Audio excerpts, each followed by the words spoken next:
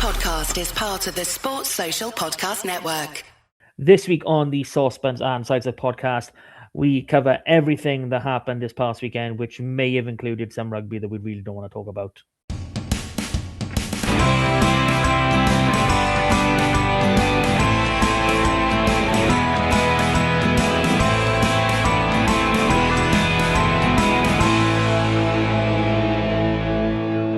Hello and welcome to this week's edition of the Sosbans and Sidesteps podcast. Joining me, Big M, as always, Mr. HG Rugby, Huw Griffin, and Jon Newydd. Good evening, my friends. How are we? Good evening. I'm good, thanks, Matt. Good evening. How are you? I'm alive. That's the bar I've set myself for the last 12 months. But Huw's broken out the glassware. Well, what's he got in here? It's just rum. I say just. It could be just anything, but it is. Well, it's not just rum; it's ice as well.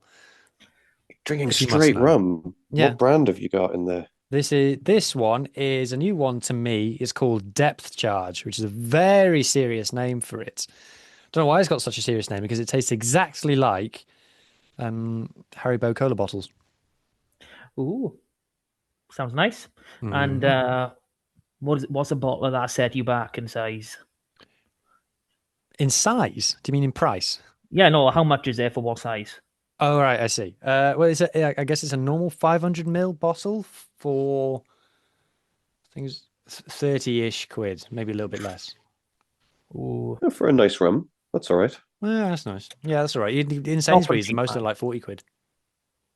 Not for a cheap man. No. Yeah, not for a cheap. No, yes, Martin. If you are shopping for the cheapest rum possible, then yes, there are cheaper rums. Can confirm, but I probably wouldn't drink those straight. Too afraid, or what? No, it just doesn't taste very nice. I think I've had Captain Morgan straight before, but I think it's been more out of necessity than I've than had desire. it straight before, but not. Not of. Ooh, I like the taste. Just more like there was nothing. There's no option of the other option, obviously being don't drink anything, but that'd be ridiculous. Could let the ice water it down. That'd help. It would help, yes. Straight rum is a very 1700s drink to be pulling out on a May evening, on a Monday evening in May. Yeah, the day off work today though, so Aye. There we go. What? So you started at 10 in the morning. No, aye is great because it's pirate themed. It's all that. Oh, I see. Right, okay. Well, that was the fun part of the podcast. I think we're done here, boys. Sorry, I was doing sound effects for Jon drinking tea. Yeah, see you next season. So I can't. I gave you the option. I gave you the chance there, and you looked away. Yeah. So we got rum. I'm sorry. We got some disgustingly slurped tea. Lads, look, this is Jasmine going to be green more. tea. This is more fun than talking about the Scarlets. All right, okay. So we're just going to do this for an hour. Strap in. Yay! Okay, you've mentioned the worst name in rugby at the minute, Scarlets. Ugh.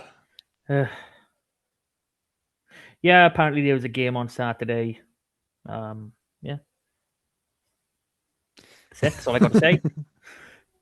That's it. A kid that should have Did been either of playing you- 10 for the last month came on and had another try assist. That was good.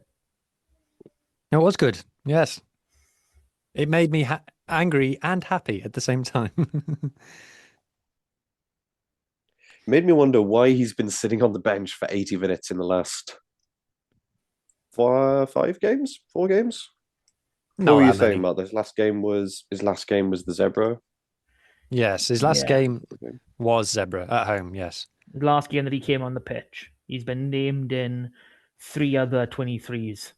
And arguably, not even arguably, if he'd started any of them, we would have more likely games. Cardiff, War 22, no minutes. Bulls, War 22, no minutes. Ospreys, War 22, no minutes. So he's got 22 in this game. And the thing is, he gets at least one try assist in every game. So, that's a win against Cardiff, a win against Bulls, and probably would have won that other game as well. But, that's fantasy talk. We don't want to dwell on those sort of things, do we? Don't want to speculate on what may or may not have been. Or do we? I'm not No, sure. absolutely not. No. But the alternative is talk about things that actually did happen, and that's no more appealing. I think that might be worse. I don't think I went back and I watched this whole. Well, I watched the first God 70 bless minutes. you, I John didn't quite Knoweth. get it. Yeah, I John did Knoweth something watched really it twice bad so in a that you don't previous have life. to. And normally that's a joke, but no, in this case, it is literally like now nobody else has to. No, no one else ever needs That to game watch has this got game again. one view on iPlayer, and it's John Knoweth. I mean, thankfully, I missed half of the game. Like, I tuned in at around 32 minutes and I sped watched the first half. So I missed a lot of it, thankfully. But unfortunately, I did watch the second half, which didn't make it any better. I mean, Mark, I can, as the only person who's seen this game twice, I can tell you with some authority, second half was better. I thought the second half was vastly improved over the first half. Like, yeah, but we're still shit. And that's being polite. I mean, like, the only solace I take out of all this is we are literally so shit at the minute, but the other Welsh regions need us to shit the bed and the refs help to beat us. That's my only solace in this. Okay, I'm glad they gave somebody solace. Doesn't give me any at all. So against the other Welsh regions, we got our customary win at Cardiff Arms Park. The Ospreys did the double over us, and we didn't beat the Dragons. That's quite bad. Yeah. This is quite literally our worst season, our worst Ever. everything ever, in over 150 years. I don't think there's ever been a time in recorded history that Llanelli or Scarlets has had a worse season.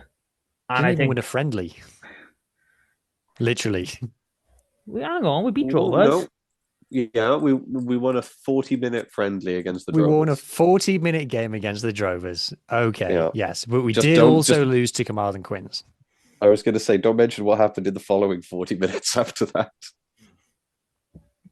And hey, we beat in a 40-minute game the SRC winners of this season. So there you go. Where's our trophy? what's the Open we top bar by sleeves for the laws park of the at 8 o'clock universe. tomorrow morning. Yeah. I mean, I've literally got nothing to say about this game. It was just shit from top to toe. Obviously, reffing was bad, but thankfully it weren't as bad as Ben Connor. Oh, that's last interesting. game. You don't think it was as bad? No, because there were less blatant errors, especially around the scrum. I think that's a controversial take. I mean, obviously, as we well established last week, I didn't actually watch the Ospreys game, but I think there were some pretty blatant errors in this one. And for me, I think that the difference with this one, I mean, like, to back up a second, if we're going to do two podcasts in a row where we're just bashing the referee and blaming the referee, like, we have to have some self-awareness about it. And, last week there was the unusual stats of he penalised the Ospreys. He penalised the Scarlets 19 times and penalised the Ospreys 4 times. So it was the very unusual statistic. Whereas in this game, it was refereed by Ben Whitehouse. Now, if it was like a one-off thing, or this new referee never heard of had turned up and we were hammering him, then you could say, okay, we're being horrible so-and-sos about it.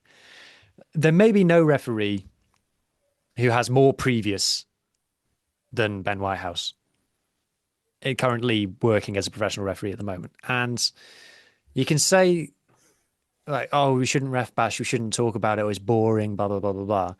The thing is, when you're talking about the same team every single week and every single game that they play like we do, in this case, if you don't talk about the referee, you're not talking about the biggest talking point of the game. Like this and Tame Plumtree's performance are the two biggest talking points of the game. And we're definitely going to be talking about Tame Plumtree. So to not talk about Ben Whitehouse's influence in this game would just be to completely ignore arguably the most important thing in the game. That's my take. And thankfully, Jon Newydd did actually watch back the game for the second time, and he sent us a hilarious clip just after the 20-minute mark where the Dragons have the put in at the scrum, and as we engage, Wyn Jones' elbow is literally driving down to the center of the earth, and Ben Whitehouse actually picks his elbow up. here we go. I'll help you up. And then as he let go, when Jones' elbow goes straight back down, he collapses, and Bennett's like, "Oh, just play on. Just play the ball out. Go on." You want to see it? Do you want to see it? I mean, I can put it on screen for you if you want. Oh, go on, put it on screen for. Go on, for visual, for oh, here we go, for YouTubers. Yeah, or show and tell. Because this is a lady. Yes, it takes about 10 seconds to break in. But this is funny. Just to really put it clear before it comes out, he literally does grab him by the elbow and just goes, "Here, mate. It shouldn't be here. It should be here." Here we go. So we're getting set. Ridiculous. Yeah, is it right? Elias has just said seconds for the people not watching. Dane's looking to put the ball in. They've bound now. Bind. Oh, this isn't going very fast for us. Oh, no. There we go. Lift the elbow. Better. Down again. Oh, he's gone. Down. Oh, he's gone. And then it goes out. And to just underline it, the Dragons score directly from that. Yeah, we didn't get it. That's the bit. Yeah, it's this bit really. He's helping it up. It's up. And now straight he back looks down. Yeah. and Josh McLeod looking really annoyed here. Look at Josh pointing at it, just like, "Excuse me, Ben." Have you not seen that elbow? The elbow that you are so well acquainted with. Yeah. So. Wait, should I show my Ben Whitehouse blowing the whistle? Oh, that's a new favorite GIF of mine. Yeah, that's made it into my rotation along with Jaden Hendrickson winking in last year's semi-final in the UFC. This is probably as serious analysis as we're going to get in this podcast. So you have to watch the form. And Mark, I know that your girls are into dancing and things, so you can show them this. See if you can get them to. We can turn this into a TikTok dance. I'm 100% right. We'll just watch. Okay, there's things to break down to this. There's stages to this, right? So I'm just going to show it in full. I'm just going to show it in full time, right? Look at him watching. He's watching for the penalty, and then it's the reverse. It's the reverse. Not that. Not the classic. Not the standard. Your beginner's open posture of get. Oh, the people can't see me because I'm sharing my screen. The open posture of awarding a penalty. You know, the one that we all know and love. No. None of that. Whistle in the left hand. He wants to award the penalty to the Dragons who are over here. So it spin. Arm out. Like this. And then blow your whistle. You need to get the head slightly down as well. Also very important. You don't want to be doing that. You look like an idiot if you do that. You just get the head down. It's very George Michael. It's what I think looking at it in the positioning, the choreography. I'll show it again. I'll show the master at work. Here we go. Hang on. Right. There we go. There we go. Keep looking That's what you straight want. ahead, dead ahead. Look at the form on that. But I'm gonna get if I do watch back, I'll clip it up as well. Because another favorite of Ben Whitehouse is when he blows his whistle. He doesn't just go like that. He puts the whistle. He puts the whistle in his mouth. He looks up and he goes like, woo, and then pulls his arm away like that. He's got so much pizzazz when he does it. I think my favorite bit of the clip that you've got there is just how much Anisi loves the whole process, like applauding, just like this is wonderful. Oh, look at that! Look at that! You have to watch where his arm comes from. There, no, let's do it. Let's go through this slowly. Straight from the ground. His arm's straight down there. Starts straight at 6 o'clock, and boom, 2 o'clock. Looks like he's on a bit of a scratch there to start. Then no, gotta do something here. Let's see that again. Wow, look at that. Oh, Wainwright's getting in on it. Look at that little celebration. Yeah, loves it. I love it. I mean, how can you, if you win a penalty and that's how it's awarded to you, how can you not? He's got out written on his back as well. He's a cricket umpire as well. Wouldn't be so surprised. We want to see your TikTok dances. Just tag us. I don't think any of our listeners are going to be young enough to do a TikTok dance to this. Get your kids to do it. Do a TikTok, lean on the Zimmer frame in one hand, hand up in the other. Okay. A TikTok, more of a TikTok two-step than a TikTok dance. TikTok two-step, I don't. Okay, we'll deal with that. But we have touched on someone we would like to discuss about this game, and that would be Tane. Insert amazing, whatever word you want to come up with, Plumtree. Because he was just phenomenal in this game. And, I mean, have any of you seen an 8 in recent history score a try the way he scored that first one? I mean, it was audacious. It was disgusting to see it come off. But oh my god, the control on the chip. I mean, why is this kicking coach not working with Joe Hawkins? That's what I want to know. Because that was absolutely sublime from Tane. Perfectly weighted chip over, collects it, and the little dive and grounding to finish it. Oh, boys, have we got a clip? Please say we got a clip. I'm looking now. Hang on. I have one somewhere, but I think it's on my phone. That could be it. Let's find out together. I don't know if this is the right clip. But drum roll, please. We're all He's on the roam. Anything could happen at the same time. That's it. Yeah.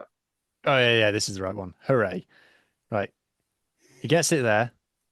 That's beautiful. Rio Dyer. See you later. There's how many's around him there? 16. About. But right, stop it there. 1, 2, 3, 4, 5 And Dragons players nearer to him than any Scarlets player.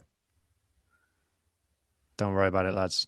Rise the Angus O'Brien tackle, who apparently should be starting for Wales at fullback, according to people. And yeah, doesn't even really celebrate. Oh, he does celebrate. Oh yeah, it gives a second. I think he needs a moment to realize exactly what he's done. What was that? 38 meters out to do chip ball. I mean, come on. Everything about that was perfect. What about the finish as well? The thing is, I'm pretty sure this is called. Like, because they move that. once. Sorry, is it called? Who called it, John? Let me highlight it with some. No. So like it's clearly like a cold play. We say, oh, I haven't seen an 8 pull that off. I've seen a 6 try that a couple times this season.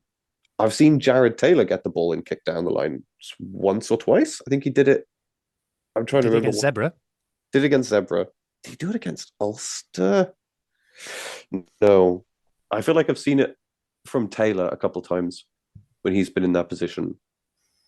Have we seen Tane do that kick down the lines at another point? Maybe. If you told me he's done it in training, I'd 100% believe you. Very believable. Yeah, but like with the finish and everything there, what about his clearance from the backfield a little bit later on in that half? You shouldn't be there. You're a silly boy. You're an 8. You shouldn't be there. Good try though. It was a decent clearance. Was it that famous Bill McLaren at the start of the Barbarians try? What was he doing there? That's just Tane all through in the whole game. It was like a team of 15 Tanes. Well, no, we'd have won if that was the case. If you had to pick one Scarlets player to be 15 of them, it's between Tane and Eddie, probably. Or Fletch, Fletch would be good. Fletch would be good. Although I did write in my notes at one point, I felt like Tane and Taylor were like a couple of extra centers in this game. So, like, yeah, why not? Why not pick Tane? That's handy because our actual centers didn't touch the fucking ball. Yeah, because we were playing 9-man rugby the majority of the time. Yeah, because every time it went to 10, it didn't really get much further. So Blair Murray was the only Scarlets back to beat more than one defender, and he was our top meters maker with, are you ready? 37. Oh, well, that's impressive for your third choice 9.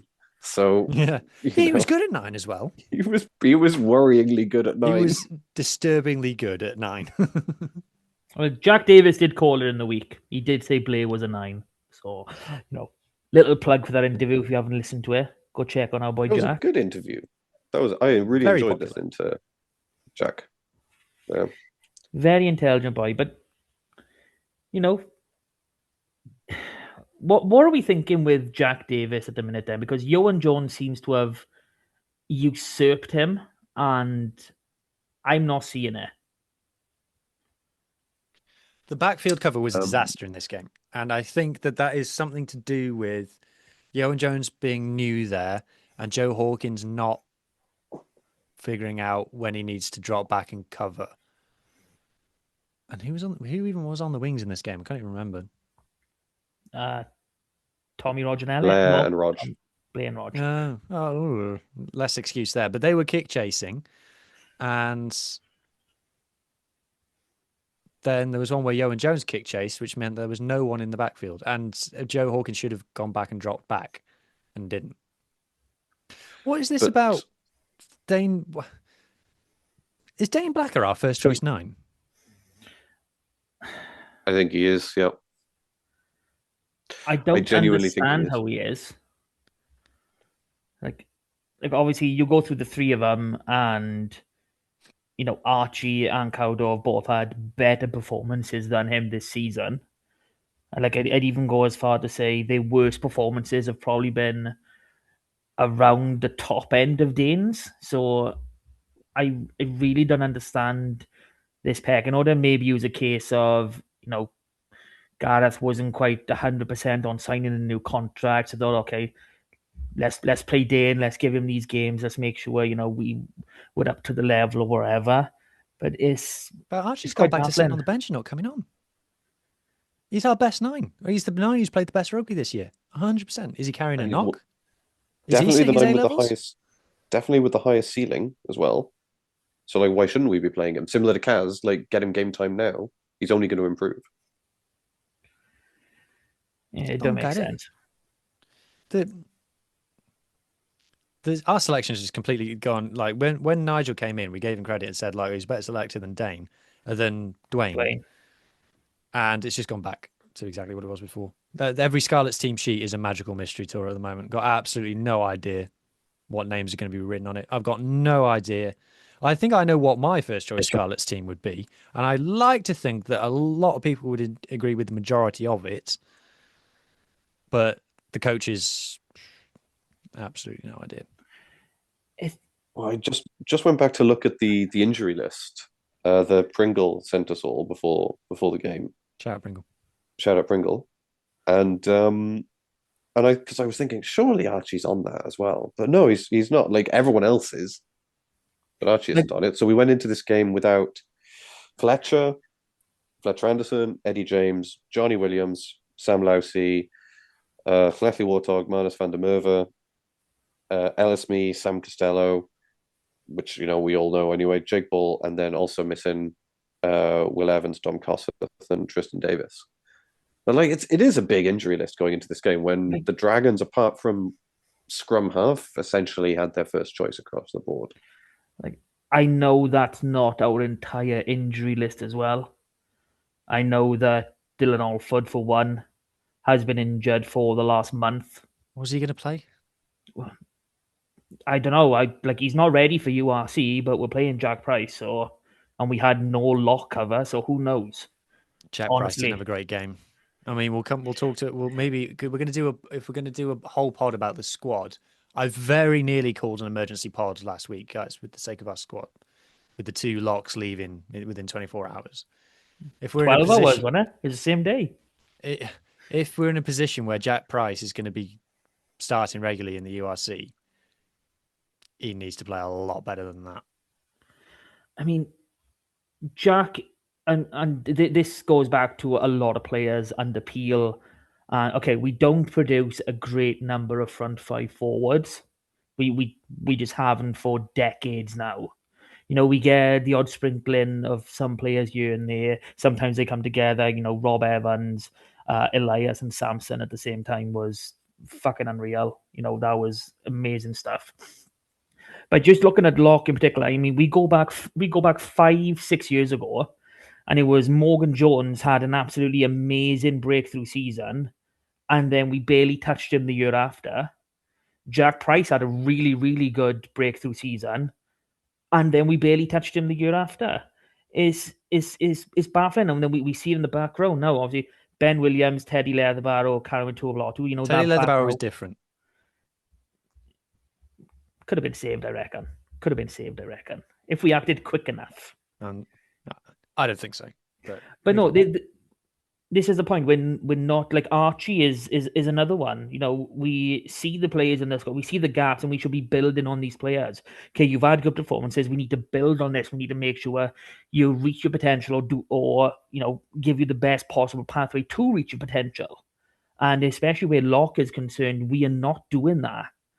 I mean, you can go back, you look at the number of appearances, and you can say injuries, whatever, but thankfully, we actually do give out excuses list. So you can go back through these games and you go, well, he wasn't injured there. Why weren't he playing? And you look, just random games here, then everywhere. It doesn't suit to develop players. It's really early shocking. on in the season. Tristan Davis was starting games at lock, and then they quickly decided that wasn't working. I mean, I think one game maybe? Like I'm trying to. Yeah, he started one game at lock, 100%. I think it might have been against the Stormers, maybe. It was early on.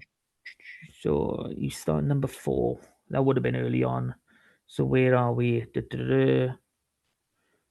How early are we talking? Really early. Yeah, Stormers. Bang on. Fair play, mate. You're welcome.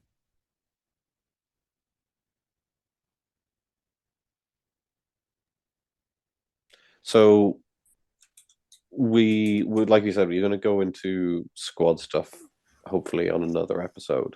Yeah, and we'll talk about signings and rumours and departures and things mostly there, I think. Yeah, okay, fair enough. So we won't talk about the thing that's really annoyed us. Yeah.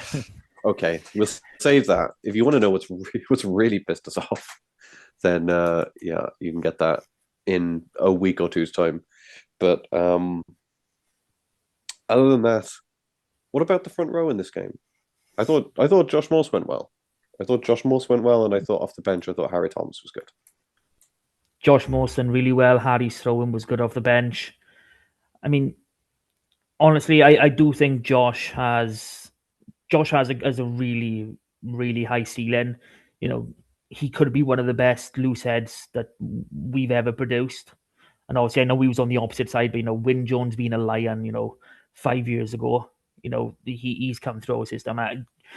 Morse, he does have a ceiling very similar. I wouldn't, obviously, if he has to make it, which is obviously a big question for a lot of our players. But this game, scrummaged very solidly. He done his job. He got the upper hand a lot of the time. And let's be honest, when you're up against a Dragons tight head that isn't Robert Hunt, you should be winning that day in, day out. Because and I know I mentioned it to you boys in the gap. Like, I don't remember the last time the Dragons had a real proper tight head in almost 2 decades. Reese Thomas left them in like 2009, 2010. And I don't think they've had a proper top end tight head since. Like Arhip went to you as he was failing a couple of years back. And now Rob Hunt is here, but there's just never been anyone at that level. Did Arhip go to the Dragons? I thought he went to Cardiff. He had a year there, didn't he? Did he? Did he go to Cardiff? That's a question. The obscure bloody Welsh travels of Moldovan? He was Moldovan, wasn't he? 100% he went to Cardiff. We will now discover this. Yeah, front row was good. Starting front row was good, I should say. I don't know what's happened with Sam O'Connor. I don't know if it's a case of just not playing this season. But when he came on, it just looked all wrong. You could see him, setting up, getting ready, and then as they go into the engage, his left leg was just sticking out. Now I know Ox does this, and Ox is ridiculously strong. He's one of the only loose heads that can actually do this. But Sam's leg is just out there, and there's just no support in it, and it's just hard to watch. When you've got a player like you go back maybe 2.5, 3 years ago, okay, he doesn't nowhere near the same potential as Morsey does, and I'm not gonna argue that, but he looked as though he could be a really, really good URC squad player for us. And through what I'm assuming is just not playing for large parts of the year, he's gone backwards at a rate of knots. And this is a case with a lot of our players. Yeah, mostly with Archer Holtz, as we know, he's a scrummaging machine. He absolutely loves it. If we could get him fit for a season, we'd be laughing. Harry Thomas, done well when he came on.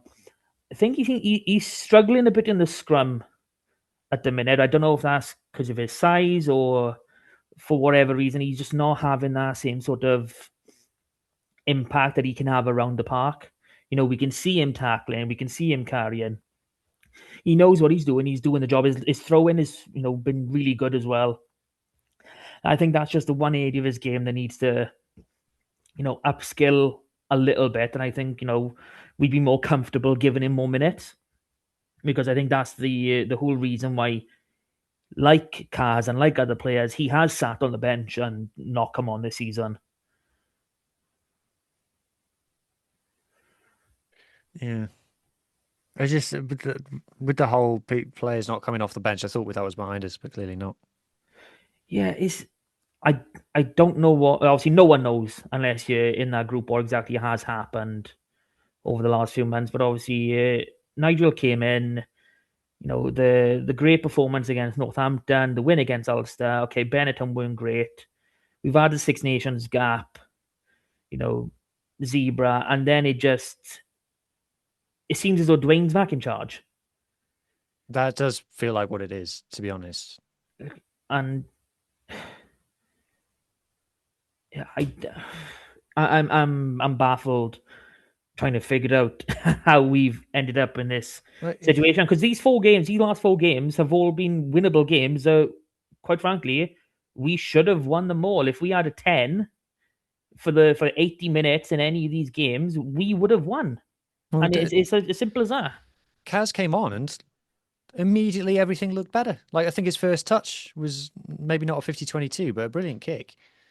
And you're kind of going, well, why have we not just been doing this? And the first thing that Nigel said when he came in the door was that Joe Hawkins isn't a 10, he's a centre. And, oh, never mind. Now, I understand the context with Kaz and obviously sitting his A-levels and stuff, and that is an unusual case. So I understand that we've had to play Joe Hawkins at 10 in a few games. But, especially when the season's over, it's been over for like 5 games. It's just the one thing that annoys me is, like, I could understand going out to Leinster on a Friday night kickoff. I can understand that during the exam season, but these 4 games have all been on Saturdays. Like this, and yes, obviously he's going to be on study leave regardless. And I know, again, this is a very unique case, but there's no reason he can't be training full time, getting his studying in and playing on a Saturday, because if he wasn't with us, he'd be doing that with his club anyway. So I've just remembered my favourite stat of the season. Go for it.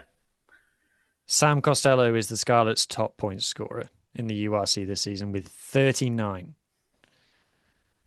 It made me so sad when you shared that with us on yesterday or Saturday. It was, how many games has Sam played for us? So Sam Costello has played in the URC this season 405 minutes, 5 for Lacey's. He's our top point scorer. Joe Hawkins, rugby, has played. Got him here at 865 minutes in the 865 minutes, more than double. Yeah. And averaging 2.9 points a game. Total of 41 points in the URC. Ha! Oh, total of 41. So he is our top point. So Joe's our top point scorer. URC. No, 41. Total of 41. Yeah. URC. Okay, so then he is above Sam. Yeah, but overall for the season, Sam is top at 65 and Joe has 63. Yeah. Joe is 63 and Sam has 65, yeah. Right. Okay. Well, at least that stat isn't true anymore, but to play double the minutes and only have 2 more points as a flyer. No, Sammy. Wait a second. I thought you were saying Sammy has 65. Okay, Sammy has more points. Sammy has scored 65 points in 7 starts and 2 subs. Joe Hawkins has scored 63 in 14 starts and 4 subs. It's the rum, it is. It's gone to him. It has. It's gone to his head. He doesn't know what he's saying anymore. It's not that top shelf Captain Morgan's. It's the bottom barrel. Captain Morgan. Okay, someone said previously to me that it was different, but never mind. Anyway, the point still stands: is how are you starting fly half and averaging less than 3 points a game? That's one kick. It's one kick, and like even the commentator, it was so funny on the broadcast on the Premier Sports broadcast that I was watching because Fox was on comms, and he literally goes, "Hopefully this goes over," and he goes, I mean, Scarlets fans will be hoping this goes over." Yeah, it was so blatant. It started getting on my nerves as well. And there was even the bit where he said, "Oh, Jon, you must have had some really nice memories playing in red in this stadium." And he just goes, "Oh yeah, well, the year we won the league," and like it's just like, can you please just talk about what's happening on screen again, please? I beg you, get URC TV and just switch to the ref mic. It's so much nicer. Any subscription model which lets you turn off comms is a godsend. But then Hawkins kicks the kick, and even before it's like halfway there, the lead commentator goes, "Oh, it's nowhere near." I mean, what was it? He had two. The lead commentator said, "It's nowhere near." Like, Look, did you see his face as well? I'm sorry, I'm not. I don't want to go to where we were with Johan Lloyd. Who, by the way, yes, I saw Johan Lloyd have an absolute like masterclass against the Stormers on Friday night. Yes, it did hurt. But I don't want to go back to like where we were with him, where we were just slagging him every single game. I don't want to do that. But you have to look at Joe Hawkins' face when the tee goes on. He goes, "Yeah, I'll take it on. Yeah, I'll do it. This is my moment." It's like, it wasn't even the same postcode, Joe. Like, I'll be honest. I think what makes it worse amongst all of this is that Kaz was on for 5 of the 7 kicks in this game, and I don't know why we didn't just say, "Kaz, you're kicking when you come on." Like, I can understand when Elliot D tried to, put an 18-year-old kid into the hospital. I understand, maybe the kick straight after that. But there's no reason Kaz shouldn't. He's an actual goal kicker. And, we drew this game by luck. That final conversion, it was one of the most disgusting kicks I've ever seen happen. It just went up and it just started. It was like there was a bloody remote control in the ball. It just started curving at the most random point and then hit off the post. It's like, I just can't believe it. And the 2 penalties he missed. I mean, who is making the decision to say, yes, Joe will actually kick this and make it? The first one is more or less straight in front of the post, so I can understand it. But when that went so fucking badly wrong, why would you give him a more difficult kick? It's just laughable, man. It's wrong. It's like, I've been watching Lee Halfpenny compilations all week. I'm pretty sure I can get this. Oh, it brings tears to my eyes, man. Just trying to oh. This is why you need a 10. And do you know what the most disgusting thing I've seen online is some Scarlets fans going, "Oh, well, we got Sam Costello and Carwin. We got 2 10s. We don't need another one." It's like, do you know Sammy's injury record? Do you know he's going to be with Wales for half a season? And if he's not, Carwin's probably going to end up going in his place. It's like, we're desperate for another 10, and a 10 that can kick at least 80%. I'd say 75 was a fair shot. But that was so bad in so many wrong ways. I don't think I've missed a kick that bad. And I'm a bloody prop, for Christ's sake. So Tane went well in this game. I can't get over how like little our backs touch the ball, or how little shape there is. It's like we talked about it before, about how like is Sam Costello the only person who knows all the plays and just refuses to tell Joe? Like, what do they do in training? The number of times I've had other opposition fans message me saying, "What do you do in training during the week?" Because it's not rehearse, like, and it's like. The whole Nigel thing is like, the spark and backsled rugby and stuff, and he's been talking about that. That's not what we're seeing on the pitch. We're not seeing it. I don't know if anyone's even seen it in training. I mean, the Joe Roberts being chucked in at 12 on a few occasions. I don't know if that's just to try and force him, because there's no reason for Joe Roberts to play 12 in this game. None at all. When we've got Kaz fit, we've got a 12 in Hawkins. Okay, you want to play Max at 13? Fine. Put Joe Hawkins there. He's at 12. I mean, we've done this in the past where we put players into positions that they're not, and obviously Johan Lloyd and Joe Hawkins are two huge examples of this. I don't understand why we're doing it in other positions and doing it to players. Like, don't get me wrong, Joe Roberts, he's more than capable of playing 12. But when he's not asked to do anything in attack, what's the point? It's the same as Max. Last week, the ball was getting out to him. He was trying things. He was doing things. And now, did he touch the ball more than once? I really couldn't tell you. I don't think I saw him with the ball in hand at all. No, he's got to try. The thing which was really nice from him, though, ball in hand, was he did try his chip again. He did get blocked. He did get really blatantly blocked on the follow through for it, but it didn't matter. I still think the issue with Hawkins is that he's just not used to. The only time he ever seems to be able to execute is in the middle of a move where he's second receiver and not first. It was the same thing. Yeah, exactly. When he's in his position, he looks great, or at least he looks passable. But like there are moments in that game where you just feel like he's forcing, where he's playing off instinct more than he's going through his check down or anything like that.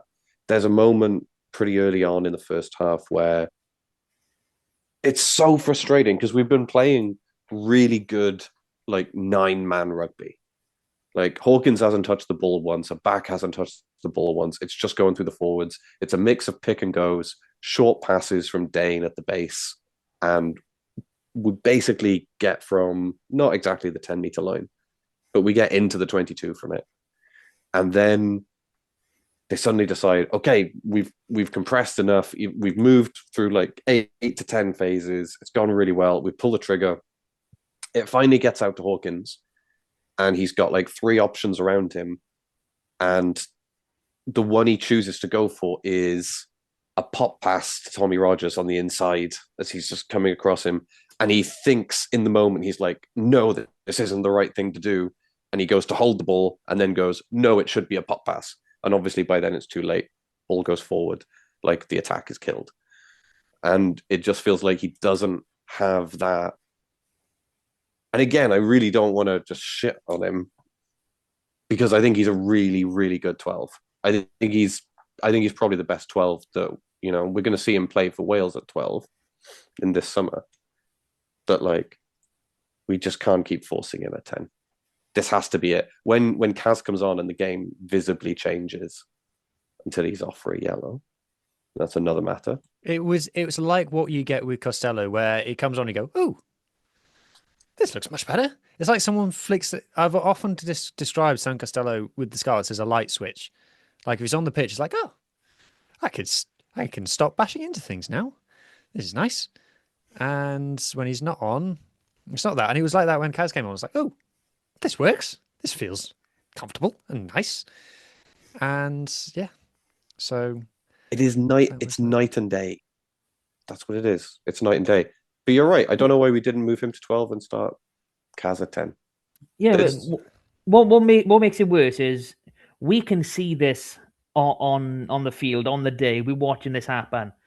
So they're clearly seeing the exact same things in training, but they're not responding to it. And I think that's what is doing my nutting more than anything. It's just nothing is making sense. And I can understand nothing making sense on the peel because, 70, 80% of the time, a lot of things didn't make sense. But now, someone who seemingly had 4 or 5 games where, okay, we're actually seeing what you're doing, this is working, it's making sense, to just completely revert, and it just kills any hope. I mean, we could have ended the season with 2, 3, 4 wins, and that would have been absolutely huge. Yeah, you said it, Martin, a couple of weeks ago. You said how bad we've had to be for the other regions to beat us is almost solace. Like, that's just how bad that we have to be for them to beat us. But I've defended Dwayne Peel on multiple occasions saying, I think he's a good attack coach. I just think he was given, he's essentially made a director of rugby at Scarlets too early, but I think he's a good attack coach. But then, like, when there's essentially no attack, when Sam Costello isn't playing, it's very difficult to defend him. Very difficult. And help me, help you. We are very much in a help me, help you situation here. And like I said, we're coming off the back of the worst ever season for the Scarlets. It's not even just the worst ever season. This has got to be the worst 5-year period ever. We've had 2, if not 3, of our worst seasons that are, in my memory, 100%, possibly longer, under Peel. A semi-final run in the Challenge Cup and a top 8 finish salvaged the other years. But obviously the board are responsible for this. They're obviously seeing this. They don't get different information to us. They see the performances, they see results, they see what the league table looks like, and to get a leavers list and to see that only Jared Payne is leaving, it's like, so we're just going to go through it all again, because what is going to change if Dwayne Peel is still here, and Peel is the common denominator amongst all this. Whether you demote him or whatever, he is still a leader among that coaching group, and that dynamic is not going to change, which means that nothing else will change. So I've obviously been a Scarlets fan almost all my life, all my remembering life, and I've never ever felt like this. I've never felt so much disdain and so much hate. There's something seriously wrong, and it needs fixing. But doesn't seem anyone willing to do the fixing at the minute. Talking about that feeling of like disdain, I have not looked forward to watching us on the weekend this season. At least not in the last third.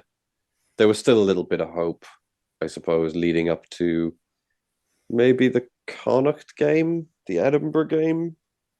The Edinburgh game was probably when I stopped believing that we could actually do something with it. When we beat Ulster and drew with Benetton, then I was kind of like, ooh, Scarlets are playing. But this weekend, it was like I remembered on Saturday, like, oh, for God's sake. Like, that kind of a thing. Yeah. Yeah, it's been downhill since the Leinster game, really, is how it's felt. Bulls, I mean, I know we had... Bulls was good. Bulls was a good performance. Yeah. But if you think the Bulls was a good performance, then what was the Cardiff game? Shit in the bed. It was a very bad first half. Very bad. A decent 30. Credible 50 to 70. Or 40 to 70. And then the worst thing you've ever seen, final 10 minutes. Because I mean, I haven't updated. I've got some numbers that I was looking at before the Six Nations, and I haven't updated since then. But I was finding that, like, in games that like Kaz was starting in, he was having such a positive effect on the final points tally in these games, the points difference between the two teams. And with Hawkins, we were generally getting like our average points difference was considerably worse. And like so much of that for me comes down to like tactical kicking. And I feel like that Bulls game was a game where Hawkins actually did kick well tactically. Yeah. I felt like that was the only game tactically against Leinster, in my opinion. Yeah, against Leinster as well in the first half was really, really good. Yeah, I mean, if we just go back to Kaz Vade, and when we've seen it, he played 343 minutes for us, and he had what, 5-6 try assists. That's one in less than 60 minutes. That's absolutely ridiculous. And you want to talk about playing the Scarlet Way. You want to talk about making things happen. That's the kid that will make things happen. And obviously, everything fell into place for him to be starting for us. And I don't know why we went away from it. And I think that is going to be probably, it needs to be something that is looked at. Why, when we have a 10 that has shown he's able to play the game, shown he's able to put an 80-minute performance in, or at least a 70 or whatever it was, why have we not selected him in favor of someone out of position? Because I think that should be the talking point for this last block of games. In Nigel's first game, he said that Joe Hawkins is a 12. Sam Costello is going to play if he's fit, and if he's not fit, I'm picking Carl Winleggett-Jones. And it's just stopped. And like I said, we know about the whole A-levels thing. It doesn't explain everything. So, yeah. I mean, I'm just looking at the 23 from this game, and yeah, obviously Jack Price we touched on a bit earlier. Going back to Tane Plumtree, he was good in loose and stuff. You've got to watch him in the line out, man. His line out work is amazing. He makes the line out an art. It's incredible to watch. Well, he is that Douglas perfect height. together. He's 6'5". He's that perfect height to it. I'm not quite as tall or as heavy as most second rows, but I'm also bigger than most other flankers. So he's in that sort of sweet spot to really be a back row line out specialist. And he does shown it. He's shown it for years. Like even with Fafita with us, they were both going up together stealing ball. And that's obviously that's transferred through with Douglas now. And it'll be interesting to see, who that's going to be next season and going forward. But Tane he's ridiculous. He's got an unbelievable skill set on him. And I've banged this drum before. He hasn't been playing professional rugby long. I think this is his third professional season. Where you go back to most other boys who have been in a professional environment since they were 18. He was, 23 when he entered a pro environment for the first time?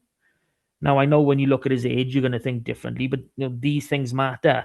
And if you told me I got someone of Tane's skill set who would be, let's say, 21 right now, if you had a 21-year-old that played like them, you'd make as many mistakes as you want. It's just because was a few years older when he started, that there's this different mindset when it comes to him.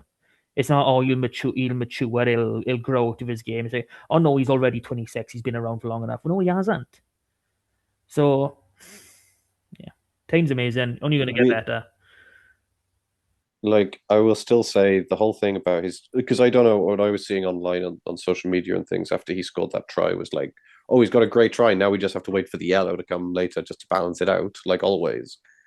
And I think it does just come back to that thing again that I do feel like his discipline has improved this season based on the previous season. I know it doesn't look like it with the yellows, but I think my own personal theory for him is that he plays on the edge so much, and so many of the yellows that he's gotten are after a team warning. Yeah. That because that's his play style. Once the ref has given you a warning, if you have a player who's playing in that way, and the ref is it'd be unfair to, I know we've done a lot of laughing at Ben Whitehouse, but just hear me out what I'm about to say. But to be fair to the referee, like after they've given you that warning, they're almost likely looking for something at that point. And if you've got a player like Tane, it's a little bit more likely that it gets given. And I don't feel like that's 100% on him. That's just his play style. I think he's going to have to, depending on who's going to be in our second row next season. I'm not saying he should play second row, definitely not. But when it comes to the line out, I think he might have to step up and take a bit more of a leadership role there. I feel like that's the plan, to be honest. We'll talk about it when we do our squad podcast. But any other players we want to talk about? None of the rest of them touch the ball. No one else in a positive light, I don't think. On the other side, could say like Wayno is still really good. It's still just really, really fun to watch Aaron Wainwright play.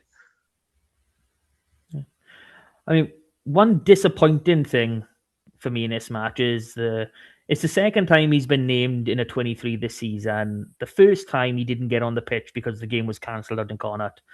But Ocean Williams, a 19-year-old back rower, was named on the bench and he didn't get to come on. And that hurts me. It really does. I don't like seeing kids put on the bench and they're not used. I can understand it if you're an old guy.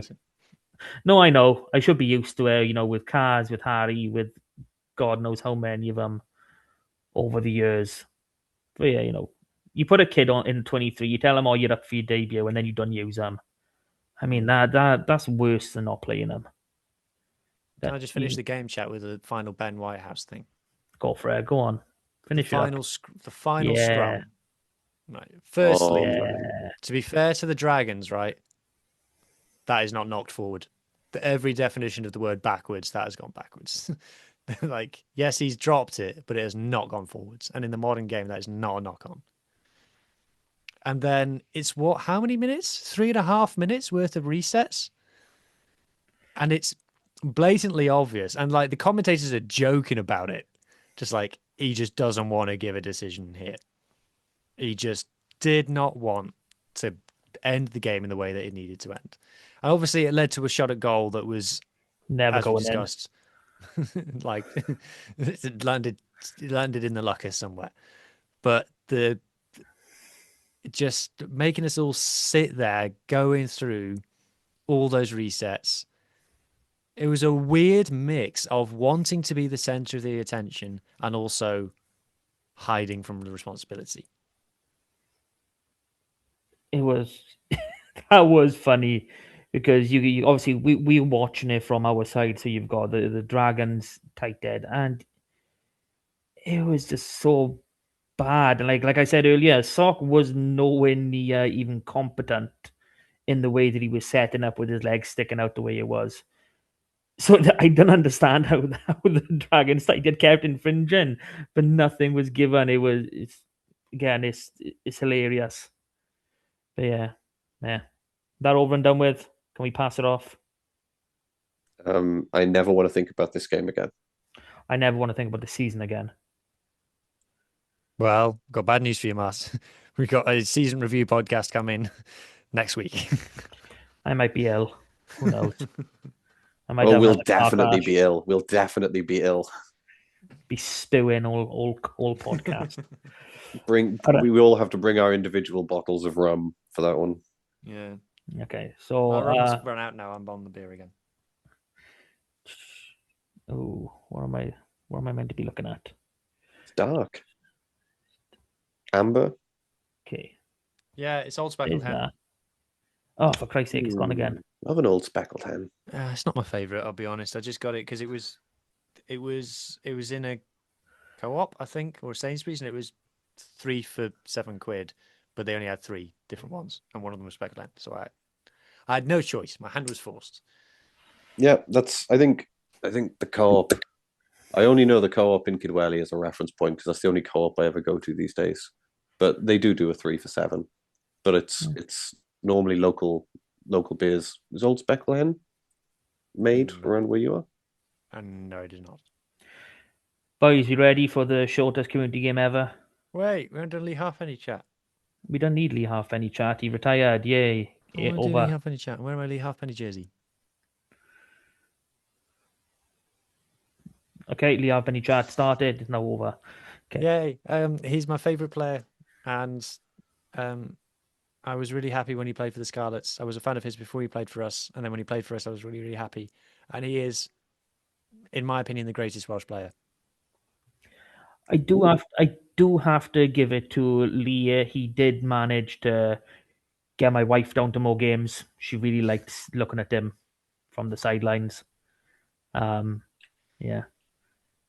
But I don't know how other people found him, but the few times I was up in business club, he was a miserable bastard. Fair play to him. And I can remember going down for it was Pivac's last game for Wales Australia. We went to the captain's run the day before. I was through the school, and he just couldn't nail a kick to save his life. And you could just hear him effing and blinding. And he didn't want to come back out to sign autographs. He was in a foul mood. He had to be dragged back out to sign only memories of Halfpenny in person, that is. On the field, he was awesome. You can't knock a guy. Is he a Scarlets legend, do you think? Notable. He's notable. Went with us to a league final and a Champions Cup semi-final in the same season. Notable. Yeah, I would say he is a legend who played for us. I wouldn't say he is a Scarlets legend, I suppose. Like, would they really class, like, how many years did he actually play? Because I'm pretty sure he played like for us or in general? 6 years. I think it was like 6 years for us. I think it was like 5 or 6 years for Cardiff as well. He came to us 17-18, didn't he? And then left. He did Rainbow Cup. He left after the first season of the URC. Yeah, so 22 he left. 23. 23. So well, 22 seasons, so 22, 23. Yeah. So depending on if you believe this, he done a year with the Rags, then 6 years with Cardiff, but that's basically the same thing. 3 years with Toulon, 6 years with us, year with Crusaders, year with Harlequins, and then back down there for, like, he went as a coach, didn't he? He didn't go as a player originally, was it? Yeah, he went as a player, but everybody knew he wasn't going to play very much. He was just, I think as and when. And like his third game for Cardiff this season meant to go to testimonial. He was meant to go to France and the deal fell through, didn't it? It was Biarritz. He was in talks to go to Béziers, but that club is a mess. So I don't think that was necessarily fell through as he probably went. Probably not. Oh, he'd accidentally ended up DMing the cleaner at the stadium and thought that he had a contract because it had been offered, and then by the cleaner. It's pro de deux, so it's not unlikely. But I don't know what money they would have paid him with. But I'm surprised he didn't go to France. It was really cool when he went to the Crusaders because he'd always said that he wanted to do Super Rugby, and then he tore his pec in like one game, in his only game. That was it. Go one game and one conversion. Yeah. And that was their terrible season as well, wasn't it? Was that the season they came bottom? They're not having a great season this season. But then Johnny Mack was signed for them as well. He's still playing, isn't he? He is. He's still starting games for the Crusaders in Super Rugby. It's ridiculous. Absolutely ridiculous. Yeah. It's hard to say. He's probably more of a Toulon legend than anywhere else. I can see that. They sacked him for getting picked for the Lions. He got picked for the Lions, so he missed the playoffs, and so they sacked him. I mean, he's an interesting one because obviously he's a Gosainon boy, isn't he? So he's like, so he wasn't offered a contract by the Ospreys. He was chucked from their under-16s. Yeah, so he ended up in Cardiff. So it's, I guess if I was going to say he's any club's legend, I would say he's a Cardiff. When I think about Lee Halfpenny, the first image I think of is him holding up the Champions Cup with a missing tooth. So maybe he's a Toulon legend. One of my many favourite Lee Halfpenny facts is that the last two Champions Cup semi-finals contested by a Welsh region was us in 2018 and Cardiff in 2008. Lee Halfpenny played in both. Oh, I can remember the Ben Blake kicks now. I think Leicester when the dropouts. Tom James was it that missed that one? Martin Williams. And Nagat as well. Martin Williams. Yeah. My most memorable Lee Halfpenny game for the Scarlets was that one against Munster where he kicked 9 penalties. Points. 100 points. And he kicked 20. We scored 27 points and he kicked 27 points. And we lost. Ben Healy, of all people, nailed one with the clock in the red. And I was wounded. I don't know. Is Lee Halfpenny a Scarlets legend? Where do you stand on this topic? Yeah, he's a legend of the Welsh game. And he was a very notable player for us during a good patch and the start of the worst period in our history. But yeah. So can I share the very, very short community game? Okay. Okay, so not many games now. Just the 2 leagues in the men's game going. And they're now finished. So SRC, as we know, Llandyfri won that because they are Llandyfri. The Drovers are amazing. Premiership midweek game, Llanelli Wanderers beat Brecon 27-26 in Brecon. And then on the weekend, Narberth beat Brecon 50 points to 5 away. To wrap up that league, Merthyr won the Premiership. Cardiff met and Brecon went down. Down in Champ West, Crymych lost 20 points to 10 at home to Gowerton. And Newcastle Emlyn lost 26-24 at home to Kenvergill to finish off their season. Bonamine win that league. Gorsainan and Crymych, unfortunately, relegated. But there, I think I've done these last week, but I'll run through them quickly again. So Buddyport 1-1 West. 1-1 West? Hey. Larne and Kidwelly got relegated. Sorry, John. That's why you wanted to do it a second time, wasn't it? You just wanted to say that one more time. A little bit. Stab the knife and twist it in. Yeah, 2 West. Carmarthen Athletic won the league. Aberdeen promoted alongside. Relegated with Whitland and Betus, who withdrew from the league early in the season. 3 West. Hugh's New Dock Stars are champions going up alongside Haverfordwest. Narberth Athletic got relegated. 4 West A. Pontyberem won that league. 4 West B. Llangarog the winners. But there, in the women's game, only one match this past weekend, and it happened on Saturday, unusually. Lampeter won 39-12 away to Anisabol. No idea what's going on with the Prem or the Championship, but there's no fixtures available, and the league's a mess. No one's completed all their games. Same as in the West Wales League, but Pembroke have won that outright. Youth Cup winners down the bottom by here, if anyone cares to see. So Arm United won the WIU Cup, Furness won the WIU Plate, Newcastle Emily won the Carmarthenshire Cup, Furness the Carmarthenshire Plate. Ooh, double plate champions, Furness, happy days. Pontyberem won the Bowl, and over in Pembroke, Haverfordwest won the Pembrokeshire Cup, and Narberth won the Pembrokeshire Plate, and that is literally it. Nothing more to say or do on the community game. Yeah. Yeah, that's it. Anyone else have anything to talk about, or are we done? Tee up season review and squad review. Okay. So, we'll tee this up. We unfortunately will have to talk about this season in maybe a bit of depth over the next week or so. I'm just having a look by here. And we've had 1, 2, 3. So we've had 3 confirmed signings so far. I'm expecting 3 players to be offered senior academy contract, well, officially announced.